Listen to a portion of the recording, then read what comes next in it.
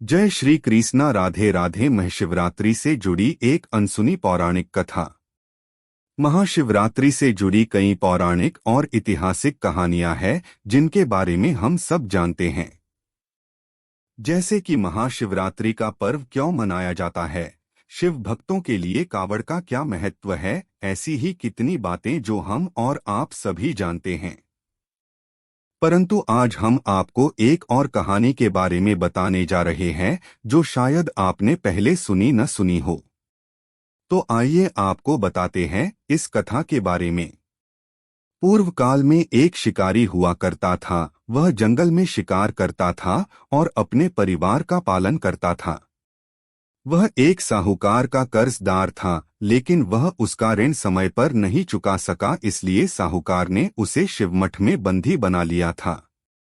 उस दिन वह वहां सारे दिन भगवान शिव के बारे में धार्मिक बातें सुनता रहा और संयोगवश उस दिन शिवरात्रि का पर्व था। शाम होने पर साहूकार ने उस शिकारी को बुलाया और ऋण चुकाने के बारे में बात की। जब शिकारी ने उससे अगले दिन ऋण चुकाने का वादा किया और साहूकार ने उसे छोड़ दिया। शिकारी पूरे दिन का भूखा और प्यासा था। वह रोज की भांति जंगल में शिकार के लिए निकल गया, लेकिन थोड़े समय बाद रात हो गई और उसने विचार कर रात जंगल में ही बिताने का फैसला किया। शिकारी जंगल में एक पेड़ पर चढ़ा और वह बेल का पेड़ था और वह पड़ाव बनाने के लिए पेड़ की टहनियां तोड़ने लगा, पर वह पत्ते बेल पत्र के थे जो भगवान शिव को चढ़ाए जाते हैं। शिकारी इस बात से अनजान था क्योंकि बेल पत्र का पेड़ बेल के पेड़ के नीचे छिपा हुआ था। इस प्रकार शिकारी का पूरे दिन भूखे प्यासे रहकर व्रत भी हो गया और बेल पत्र गिरकर भगवान शिव की पूजा भी हो गई।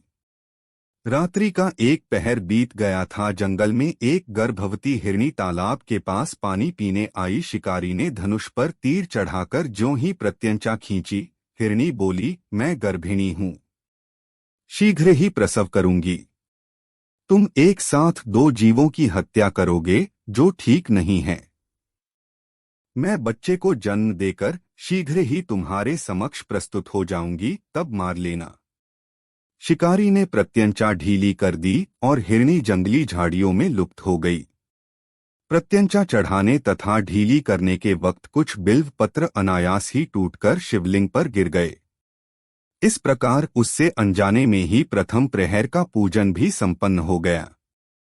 ऐसे ही वहां एक और हिरनी आई। शिकारी ने फिर प्रत्यंचा चढ़ाई, लेकिन वह फिर शिकार नहीं कर पाया। फिर तीसरी हिरनी आई, फिर शिकारी ने प्रत्यंचा चढ़ाई, फिर इस हिरनी ने भी अपना शिकार करने से मना कर दिया। अब एक शिकारी की 3 पहर की पूजा हो चुकी थी। तीनों बार प्रत्यंचा चढ़ाने में शिवलिंग पर बेल पत्र चढ़ चुके थे। अब की बार एक हिरण आया, फिर शिकारी ने प्रत्यंचा चढ़ाई। अब की बार हिरण ने कहा, अगर तुमने उन तीनों हिरनियों को जाने दिया है तो मुझे भी जाने, तो नहीं तो वह नहीं आ पाएंगी, क्योंकि मैं उनका पति हूँ। मुझे एक बार जाने दो, मैं फिर अपने पूरे परिवार के साथ आ जाऊंगा। इस प्रकार उसने हिरण को भी जाने दिया और उसकी चौथे प्रहर की पूजा भी पूरी हुई, जिससे वह शिकारी अनजान था। उसकी यह पूजा अनजाने में हुई। शिव की पूजा उसने अनजाने में की थी, लेकिन उसके अंदर मानवता वास कर रही थी।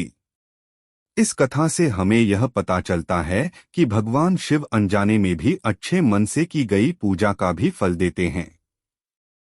लेकिन वास्तव में महादेव उस शिकारी के दया भाव से प्रसन्न हुए थे, क्योंकि वह खुद भूखा था, पर उसने फिर भी उस हिरण परिवार को जाने दिया। यही बात शिकारी को उन पंडितों से उत्कृष्ट बना देती है। आप इस कहानी से यह ना समझे कि भगवान शिव किसी भी प्रकार के पूजन को स्वीकार कर लेते हैं, बल्कि भगवान शिव सिर्फ सच्चे मन और पूरी श्रद्धा से की गई आराधना को ही स्वीकार करते हैं।